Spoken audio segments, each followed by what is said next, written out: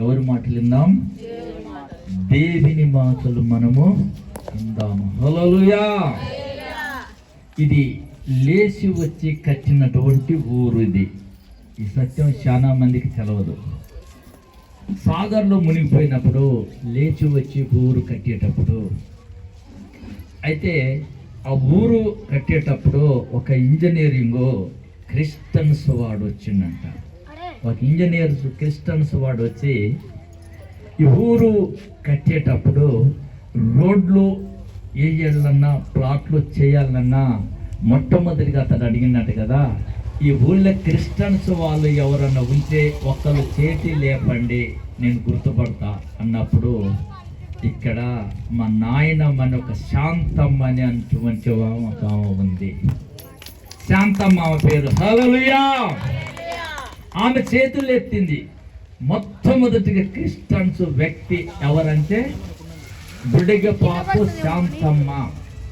ఆమె చేతులెత్తి ప్రార్థన చేసి ప్రారంభించినప్పుడు ఈ ఊరికి రోడ్లు వేయటం కానీ ప్లాట్లు వేయటం కానీ జరిగింది.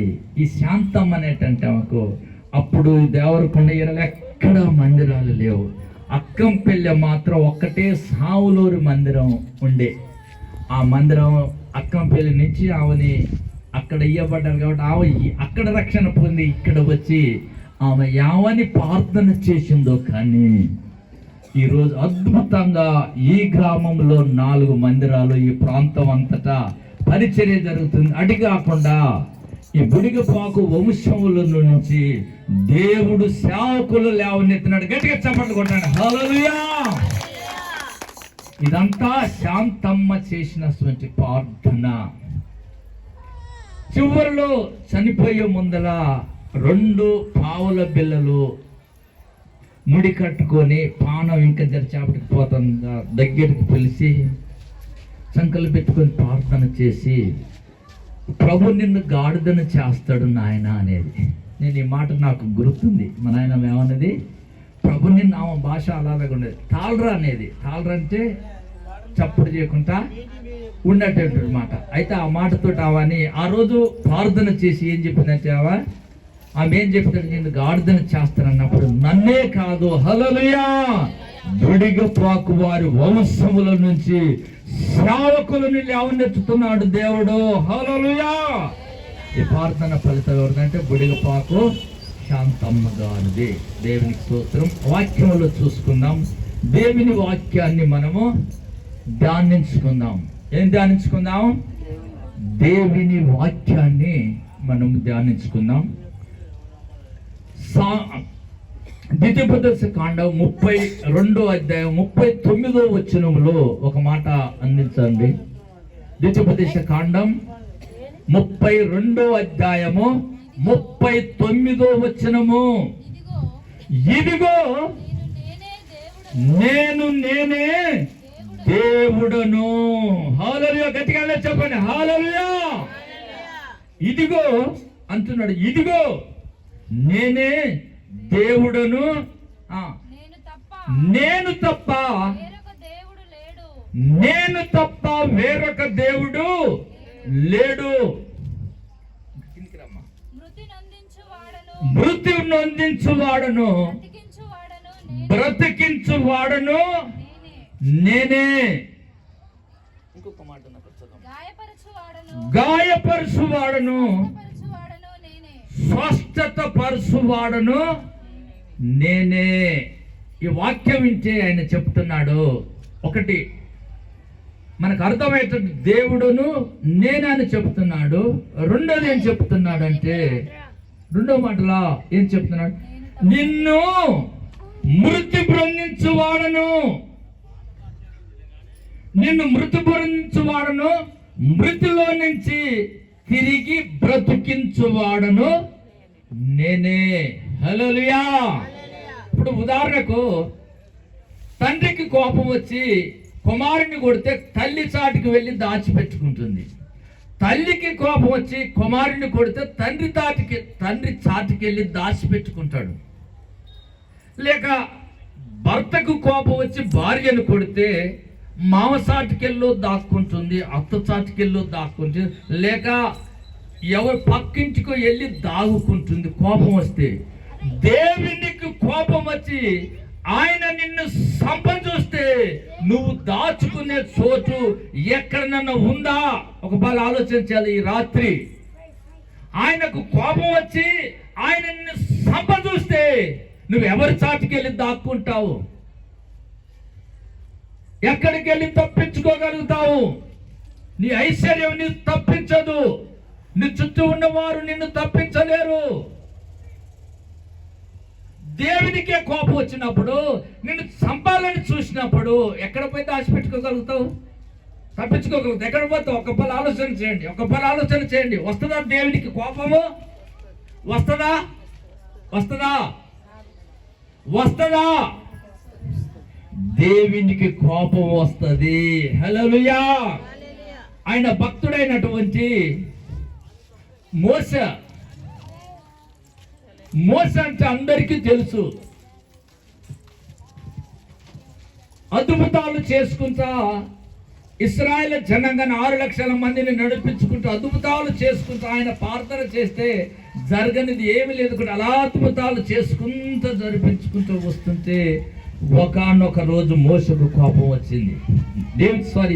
దేవునికి కోపం వచ్చింది. దేవునికి కోపం వచ్చి దేవుడు అప్పటిదాకా ఎవరితో మాట్లాడు, మోసా ఇదిగో నా ప్రజలకు నిన్ను విడిపించడానికి నేను పంపిస్తున్నాను అన్నప్పుడు, అరణ్యానికి వెళ్ళినప్పుడు కానీ సముద్రం ఎక్కడ చూసినా ఎరకో కూడా ఎక్కడ చూసినా ఇక్కడ మోస ప్రార్థన చేస్తే ఆకాశం నుంచి మన్నా కురిపించి బండల నుంచి అలాంటి అద్భుతాలు చేసే ఒక దేవుని ఒక సేవకుని దేవుడు చంపజూశాడు. దేవుడు చంపజూశాడు. దేవుడి కోపం రాబట్టే కదా సంపజూసండి. దేవునికి కోపం రాబట్టే కదా సంపజూసింది. మోస అంటే మామూలు ఆయన కాదు. దేవునితో ఎప్పుడూ ఒక స్నేహితునితో ఎలా మాట్లాడుతాడో అలా దేవునితో మాట్లాడేటువంటి వాడు మోస. అలాంటి మోసని దేవుడు చంపజూశాడు. ఆ మాట ఉంటది, ఆ వాక్యంలో చూసుకుందాం.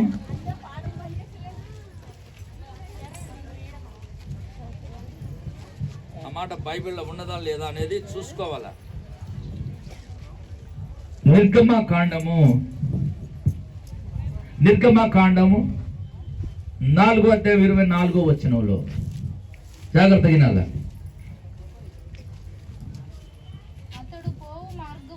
అతడు పోవు మార్గమున యెహోవా అతన్ని ఎదుర్కొని అతన్ని చంప చూడగా. చాలమ్మా, ఇక్కడ వాక్యం అర్థమవుతుంది. ఎవరు చంప చూశారంట? దేవుడే. ఎవరిని? మోసని దేవుడు చంప చూసినాడు. ఒకవేళ నిన్ను చంప చూస్తే నువ్వు ఎక్కడ దాచుకుంటావు? ఎక్కడ తప్పించుకుంటావు? ఎవరి చాటుకి వెళ్తావు? నీ స్థితి ఒక పలు ఆలోచన చేస్తున్నా. ఒకవేళ నీ జీవితంలో ఆయనకు కోపం వస్తే, ఈ రాత్రి ఆయన నిన్ను చంప చూస్తే నువ్వు ఎక్కడ దాక్కుంటావు? దాచుకోగలగటానికి నీకెక్కడ చోటు ఉందా? నీకు చోటు ఉందా? ఎక్కడ పోయి దాచుకోగలుగుతావా? ఎక్కడ పోయి దాచుకోగలుగుతావు? ఎక్కడా గిడ దాచుకోలేవు. అయితే సత్రములో మోసని దేవుడు చంప చూశాడంట. ఇసుకపడి చంప చూసినప్పుడు అప్పుడు తన భార్య ఆలోచన చేసిన, ఎందుకు దేవుడు నా భర్తను చంప చూశాడని మోసని ఎందుకు దేవుడు చంప చూస్తున్నాడు? తన భార్య సిపోరా సరిగ్గా చూస్తే ఒక లోపం అనేది ఉంది సిపోరాలోన. సిపోరా ఒక కుటుంబంలో ఏమి లోపం అని చెప్పాలి. ఏమి లోపం? ఏమి లోపము? ఏమి లోపం? ఏమి లోపం? తల్లి బాగానే ఉంది, తండ్రి బాగానే ఉన్నాడు. ఆ కాలంలో వారి ఒక సంప్రదాయము సున్నతి చేసే అటువంటి వారంట.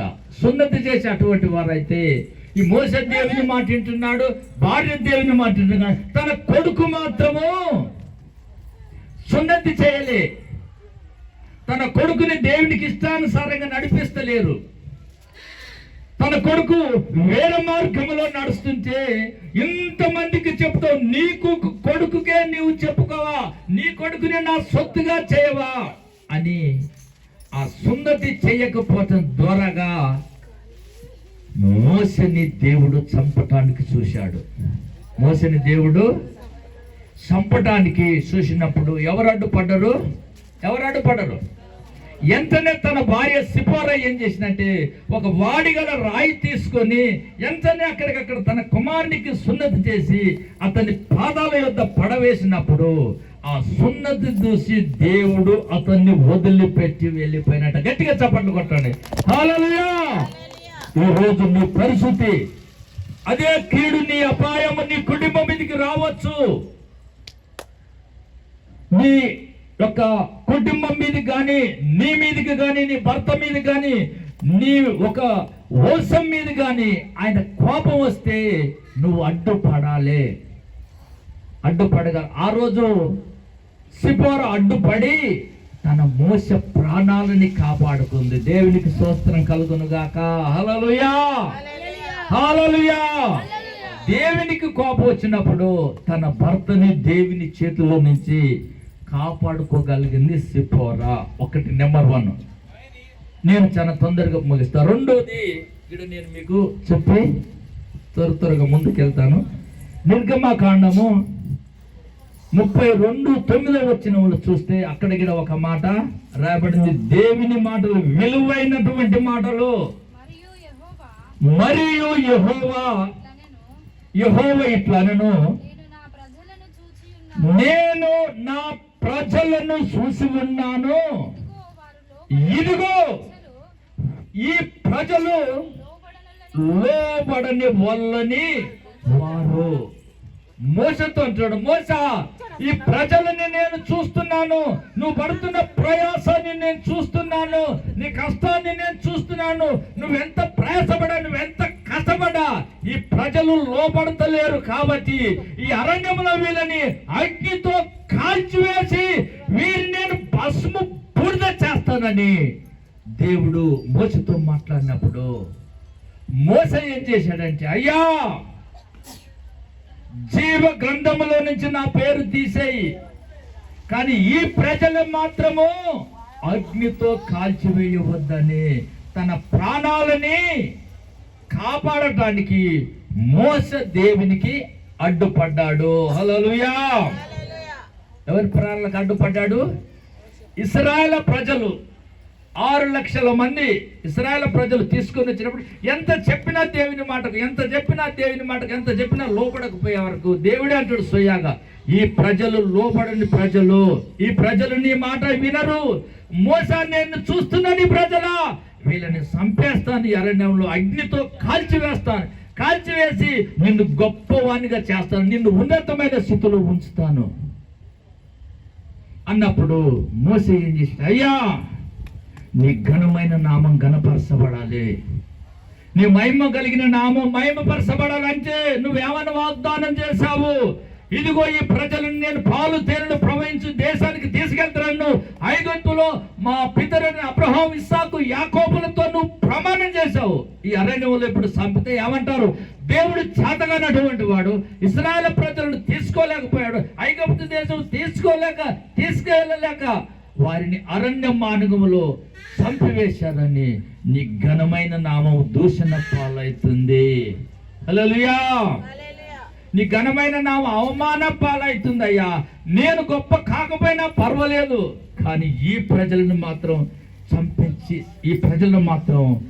చంపి నీ ఘనమైన నామానికి అవమానం కలుగుద్దని మోస దేవునికి అడ్డుపడ్డాడు. హల్లెలూయా, హల్లెలూయా.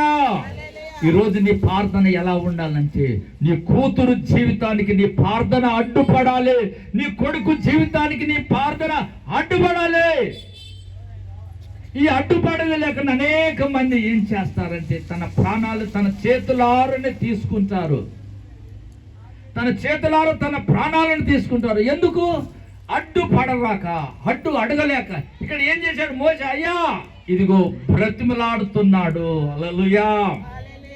దేవుని బ్రతిలాడుకోవటం నువ్వు నేర్చుకుంటే అది ఎంతటి కీడైనా ఎంతటి అపాయమైనా ఆయన తొలగదీస్తాడు. హల్లెలూయా. ఇందాక మనం చూసుకున్నాం కదా వాక్యంలో, గాయము చేయవాడును నేనే, దానిని మానుపువాడును గీడా నేనే, నా చేతులే గాయం చేస్తాయి. ఎప్పుడు గాయం చేస్తాయి? దేవునికి లోబడినప్పుడు, విచ్చలవిడిగా నడుచుకున్నప్పుడు, విచ్చలవిడిగా మాట్లాడినప్పుడు, విచ్చలవిడిగా ప్రవర్తించినప్పుడు. ఊరుకుంటాడా? చిన్న పిల్లగాడే అరే ఇక గిలాస్ తేపోరంటే ఒక్క పాలు చెప్తే ఇనలేదు, 2 పాలు చెప్తే ఇనలేదు, 3ఓసారి చెప్తే ఇనలేదు, 4ఓసారి పోయి చెప్తే ఇన్నిసార్లు కినపడ్డాదని 4ఓసారి ఇన్నాగిన కొడతారు. ఎందుకు? చెప్పంగానే ఎందుకు వినలేదని. కొడతారా కొట్టరా? చెప్పంగానే ఎందుకు దగ్గరికి ఇంతలావు మస్తాన్ని కొడతారు. అదే విధంగా దేవునికి కూడా ఎప్పుడైతే మనం సంపూర్ణంగా లోబడతామో ఆయన నీ గాయాలని మానుకుంటాడు. హల్లెలూయా. ఈ రాత్రి నువ్వు ఏ విషయంలో నీ జీవితం గాయపడి ఉందేవో ఆయన అంటున్నాడు, నా చేతులే గాయం చేస్తాయి, నా చేతులే గాయాన్ని కట్టుతాయి. హల్లెలూయా. నేనే మృతి పొందిస్తాను అంటే చంపేవాడును నేనే, తిరిగి బ్రతికించేవాడును గీడా నేనే. హల్లెలూయా. హల్లెలూయా. మన దైవ సేవకుడు సుందరరావయ్య గారు ఒక మాట చెప్పాడు. నేనేం చేసిన, అయ్యా అక్కడ ఒక దైవ సేవకుడు అలాంటి ఒక సేవకుడు లేడా అంటే ఆయన అన్నాడు, ఎక్కడ చూసినావయ్యా నువ్వు 250 మంది శపాలు సెప్టు మునిగి ఒడ్డున కొట్టుకుపోతుంటే ఒక దైవ సేవకుడు ప్రార్థన చేసుకుంటూ పోతే అందరూ వెనకీర్తి లేచి నిలబడ్డారంట. దేవునికి స్తోత్రం. హల్లెలూయా. అంటే నీ ప్రార్థనకు అంత శక్తి ఉంది. నువ్వు కూడా మోకరించి ప్రార్థన చేసినావు అనుకో, నీ కుటుంబానికి వచ్చే కీడంతా తొలగించడానికి నువ్వు అడ్డుపడతావు. నీ కుటుంబానికి వచ్చే రోగానికి అంతా నువ్వు అడ్డుపడతావు. నీ కుటుంబానికి వస్తే శాపానికి అంతా అడ్డుపడతావు. నీ సమస్య అంతా ఎవరెవరికో చెప్పుకుంటా పోతే అయ్యో పాపం అంటారు. అది ఎవ్వరూ తీర్చలేరు. కానీ ఆ సమస్యని నువ్వు తీసుకెళ్ళి దేవునికి చెప్తే ఆయన తీరుస్తాడు. దేవునికి స్తోత్రం కలుగునుగాక. హల్లెలూయా. హల్లెలూయా. కాబట్టి ఈ రాత్రికాల సమయంలో ఏ విషయాలు నీ హృదయంలో గాయమైనాయో కానీ ఆయన అంటున్నాడు, నీ గాయాన్ని నేనే మానుపుతాను, నా చేతులే గాయం చేస్తాయి. ఎప్పుడు గాయం చేస్తాయి? ఈయనప్పుడు గాయం చేస్తాయి. ఈయనకపోతే కొడుకు కుమార్ని వాత పెడతావు. అదే విధంగా మమ్మీ ఇక ఎన్నడూ నేను నీ మాట తీసేయను మమ్మీ, నువ్వు చెప్పినట్టు ఇంటి దగ్గరికి వచ్చి కూర్చుంటే అయ్యో కొడుకు ఎంతలా వాత పెట్టింది ఎవరని తిప్పలు పడి ఎన్నె తీసుకొచ్చి అదే చేతులతోటి ఎన్నె రాసి బాగు చేసుకుంటుంది. అదే విధంగా దేవుడు అంటున్నాడు, నా చేతులే గాయం చేస్తాయి, నా చేతులే మానుపుతాయి. దేవుడును నేనే, నేను తప్ప వేరొక దేవుడు లేడు. మృతి బృందించు వాడను నేనే, తిరిగి బ్రతికించు వాడను గీడా నేనే. ఈ భూమి మీద నాకు సమస్త అధికారములు ఉన్నాయి. నేను ఏ రీతిగా నేను వెళ్ళానో అదే రీతిగా వస్తానని యేసు ప్రభు ఒక్కడే మాత్రం చెప్పాడు. గట్టిగా చప్పట్లు కొట్టాడు. హల్లెలూయా. యేసు ప్రభు చెప్పాడు, ఈ భూమి మీద ఆయన ఒక్కడే తిరిగి మళ్ళీ వస్తానని.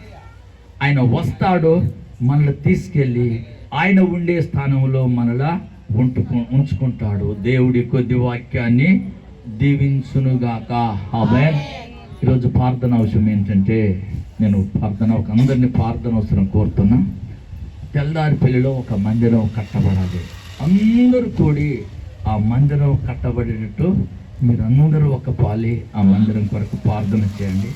దేవుడి వాక్యాన్ని దీవించి ప్రతి మీ కుటుంబానికి వచ్చే ప్రతి ఒక్క అడ్డుకు మీరు అడ్డు కలిగి ప్రార్థన చేసి అడ్డులన్నీ తప్పించబడే ప్రార్థన చేసుకున్నాం. దేవునికి స్తోత్రం. హల్లెలూయా. అందరూ మోకరించండి.